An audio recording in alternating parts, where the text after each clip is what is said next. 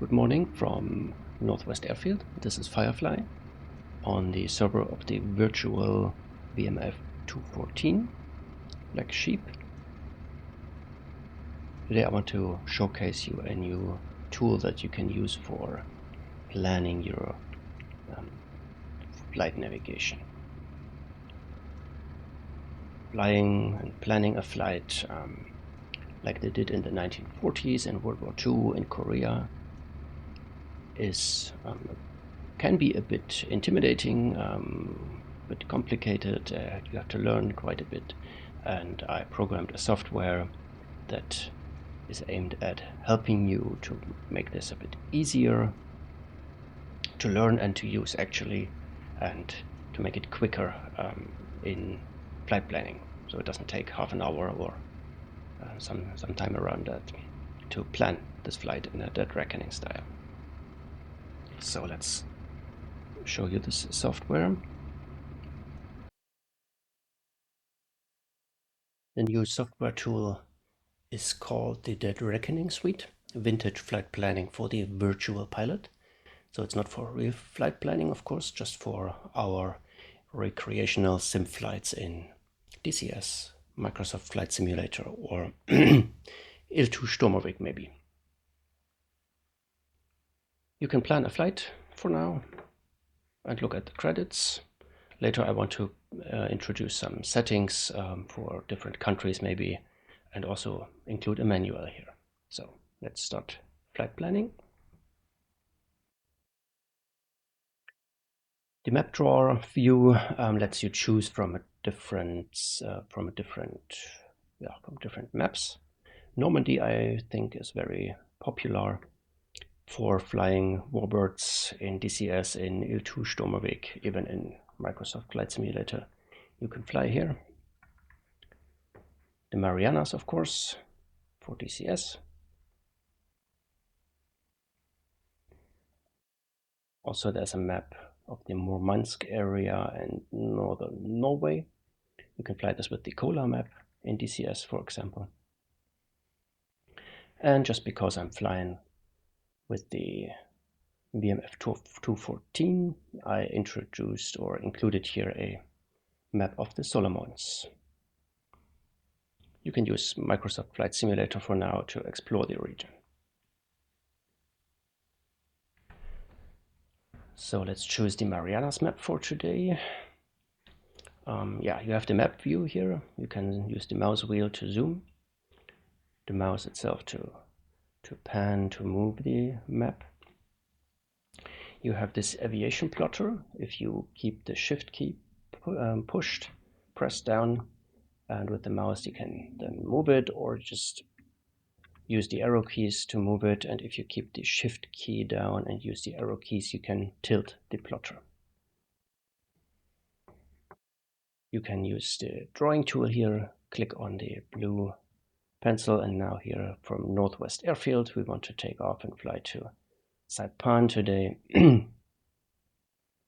And can zoom in on this, and using the aviation plotter we can measure the distance.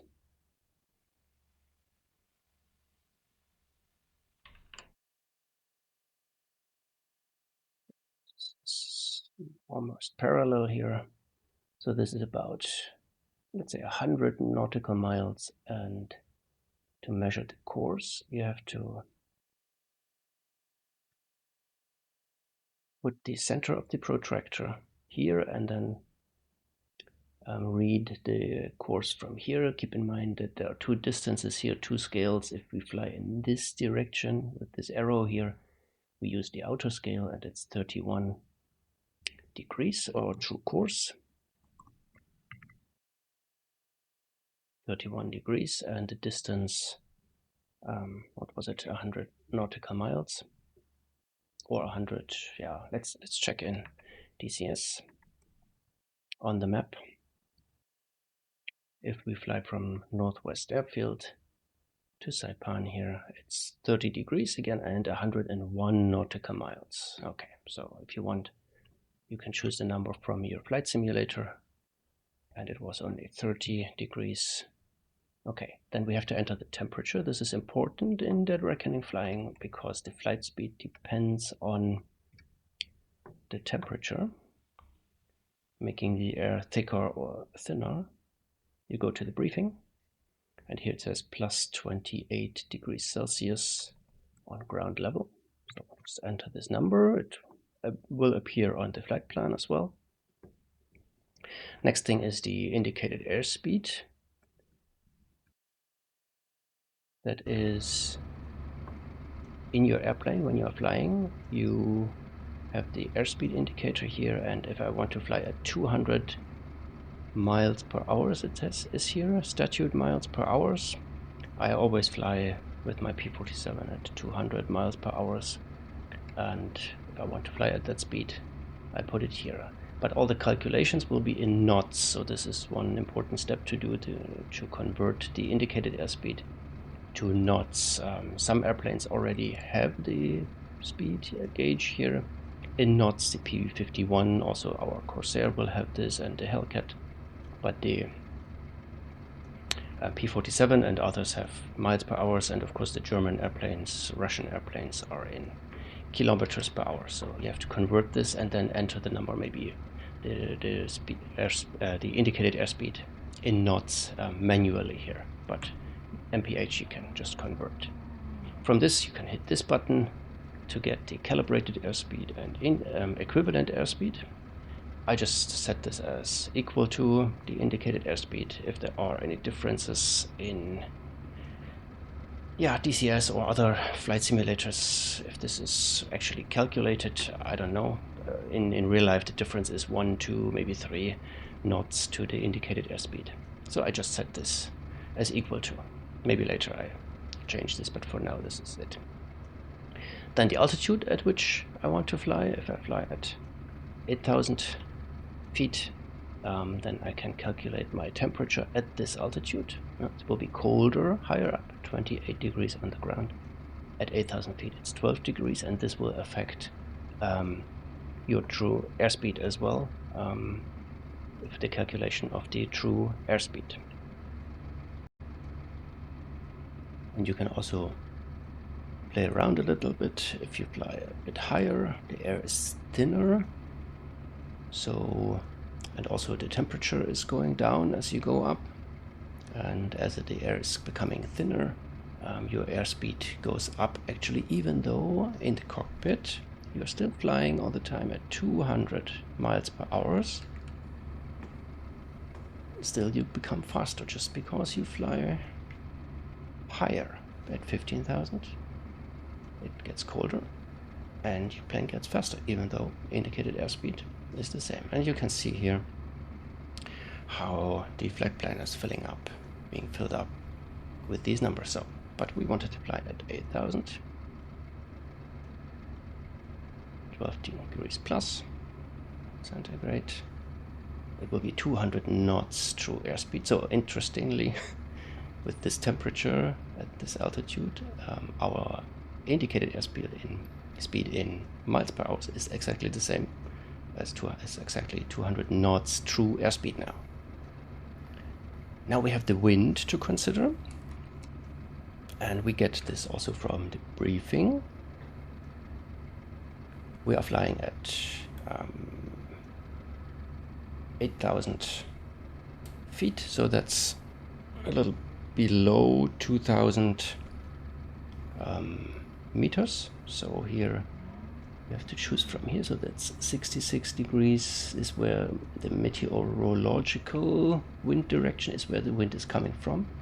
The other wind direction is where the wind is blowing to, but we have to enter the meteorological wind direction in the dead reckoning suite. So 66 degrees. And it was 7 meters per second. And we have to enter this here in knots. So this is twice as much. 14 knots is our wind speed. And if we hit this button here, we get ground speed. It calculates ground speed and the true heading which we have to take. That's the wind correction. So if you just see this, the wind is coming from 66 degrees. Let's actually use the plotter here.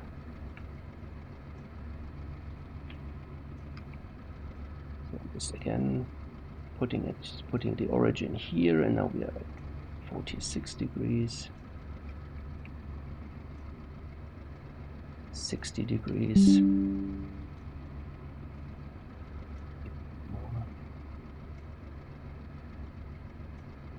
Or something like this, 66 degrees. So the wind is actually coming from this direction, blowing in this direction, and my aircraft wants to fly or should fly in this direction. So the wind is hitting my airplane a bit from the front and from the right, pushing my aircraft to the left. So I have to correct by changing the heading just by 2 degrees to the right to aim at a new true heading of 32 degrees instead of 30 degrees, just to correct for the wind drift to the left. So my new true heading is 32 degrees. So this is not so easy to calculate with the flight computer, etc. It takes a bit of time and knowledge. Here it's just the push of a button. And now once we know, and also because the wind is coming a bit from the front, I'm flying now slower than these 200 knots. It's only 188 knots. And this is my ground speed over the ground. And this is used for the flight time calculation. Just simple math, 32.2 minutes. Now this is an important number for my flight actually. After 32 minutes, I should expect to arrive over the target. And one more thing to consider is the magnetic variation. Let's zoom out a bit here. This is just the difference between what my compass is showing and the actual true north direction. True north is here, but as we see here, the magnetic field of the Earth in 1944 in Marianas region here was plus 1 degree to the east. So the compass needle is actually showing 1 degree is off to the right. So I have to correct to the left to correct for this. So it should actually be 31 degrees with this correction, but this is some rounding error, whatever. So we'll just stay with this. Sometimes you will see, or for example, of course I have to enter the number first. If my magnetic variation is plus 1 degree to the east, now it's of course doing this, the magnetic variation to the east is plus 1 degrees. You just take this from the map, and the calculation is that it's subtracting this number from here. If I would be flying some way up north here, where the magnetic variation is to the west, so it's -1 to the west, then it would add this. Would have to add this 1 degree. So, but since we don't have that, you can see this is already or still a little bit buggy here. Of course, we are at +1. So, okay. So my magnetic heading is 31 degrees. This is what I have to set on my compass. And you see here, it's not much of a difference. Had I not done all these corrections here, I would still fly basically in the same direction. But if the wind is stronger, if you have more magnetic variation, then it would introduce quite a bit of error. And also what it does here is, with giving you the flight time, that really helps in increasing the precision of your navigation. I mean, here it's not so difficult. I'm looking for an island. I basically cannot miss this, but just imagine I would be flying somewhere out here and I was looking for a ship. Then it would be very important to keep track of the time, and then after 32 minutes I would just start my search pattern to look for the ship, and it works amazingly well, surprisingly well. How often I just arrive over target just at the predicted minute here. I could also use the flight computer for this calculation. If I know the ground speed of 188 knots, I could now use the flight computer here just to see how they did it back then. You just hit the, or keep the left alt key pressed and then use the arrow numbers. And for 188 degrees, so here it's 180 almost. Now I could also press these, the control button, so left control and left alt, and then I can do a bit of precision tuning here until I arrive at 188. I could also look at this number up here, it helps a bit.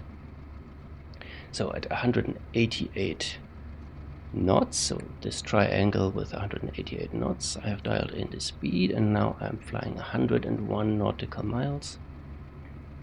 So here, if this 10 is, yeah, it means 100, and I see here this is 30 minutes, 31 minutes, 32 minutes. So this, yeah, is how you use the flight computer to arrive at the 32 minutes mark here. Set the speed here with the triangle. Look on the outer scale for the distance. So this could mean 10, then this would be just 3 minutes and 20 seconds, probably, something like that. But if this 10 means 100, then this would be 30 minutes. Yeah, 32 minutes, so almost exactly this. So now indicated airspeed is still open here. This is because, yeah, if you have to put in this number, because I don't know whether your airplane is actually the scale of the airspeed indicator is actually in miles per hour, like it is in the P47 here, or in our Corsair it will be in knots. In the P51 I think it's in knots. So depending on your aircraft, you just set the number that you will observe in the airspeed indicator.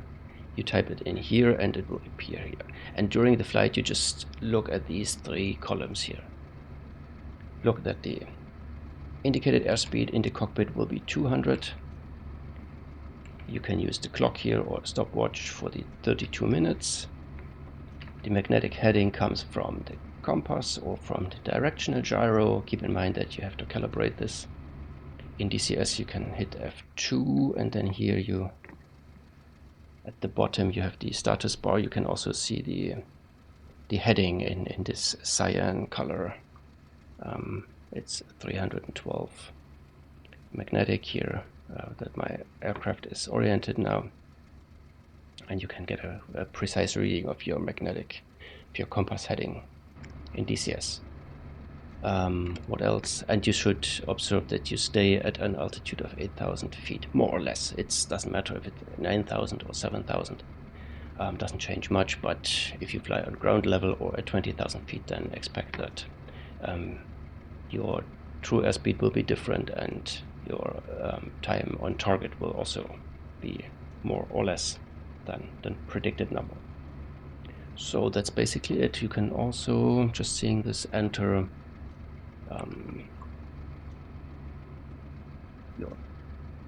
the checkpoint where you took off from, and you see I still have to make some optimizations here to the user interface for future versions, and we go to Saipan. So this is also in the flight plan. Also you can, I mean not now but later, should be able to enter here a departure time, and it would automatically give you the arrival time here. But for now this is not included. Also the fuel consumption in the P47 in DCS I always calculate with 100 gallons of fuel consumption in 1 hour flight. So for our roughly half an hour flight it would be about 50 gallons of fuel consumption to calculate for this flight leg.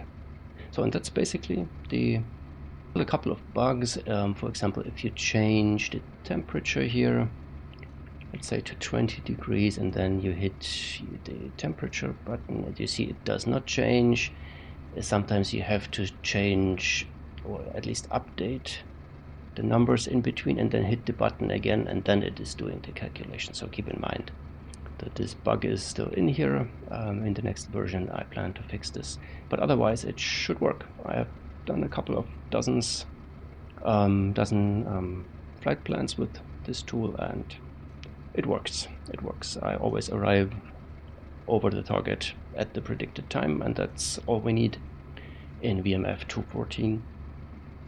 I think it adds to the overall Warbird sim flying experience to do the flight planning like this and not use the GPS marker or other more elaborate tools. Yeah, and one more thing before I head off. On this map you see the red meridians here also. They are not in the DCS map, etc. This is just for DCS basically. I call it the flat meridian. DCS is a program that has an environment that is flat, based on a flat Earth model, but of course the Earth is round, and these original flight maps here, they of course try to represent the round Earth as good as possible. And when you fly here in the eastern part on the map, you can just use the plotter here to get your heading like I explained it to you. And normally when you fly in this western part, in the normal world, and also in Microsoft Flight Simulator, you would also measure it exactly here. You put the mark here, the center here, and then you read the course from this meridian. But in DCS, you always have to use these really straight down meridians, and so I drew them in.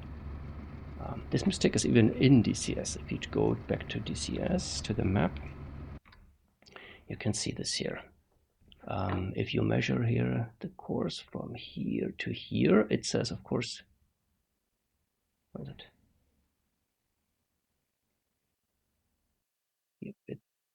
It says 180 degrees south, just due south, true course south. But if you do the same here, along the meridian, you see that it's already 181 degrees. So if you want to fly really due south, then you would have to fly in this direction here. So not along the meridian as a pilot would, but along this DCS meridian here of 180 degrees. And this is the, what I drew in here, just to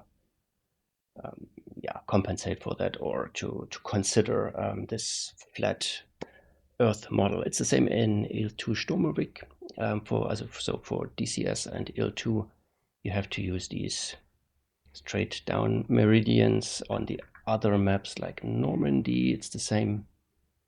But still here, this is not much of a difference. For the center part of the map, you can just use these meridians here, but you can see a bit to the west here or to the east. If you use the aviation plotter here, you will introduce some error in DCS or in IL-2. So use the in-game measurement tool to get your heading and enter the numbers here in the calculation board, and then you should be fine. So this is it for today. Firefly signing off, and in the next video I will plan a whole mission with a leg to the target and back from the target, and actually fly the mission to show you, to test actually whether we arrive on target with this method or not. So, and one more thing, the Dead Reckoning suite has a help function built in. Just click on the little help button here and you see a number of numbers popping up, and on mouse over you get some basic information on functionality in the program, keyboard shortcuts, etc., and how to do everything. So maybe that also helps you with getting started. If you want to turn this off, just click again. I hope this video helped you with getting started with the Dead Reckoning suite, and that's it for today. Firefly signing off.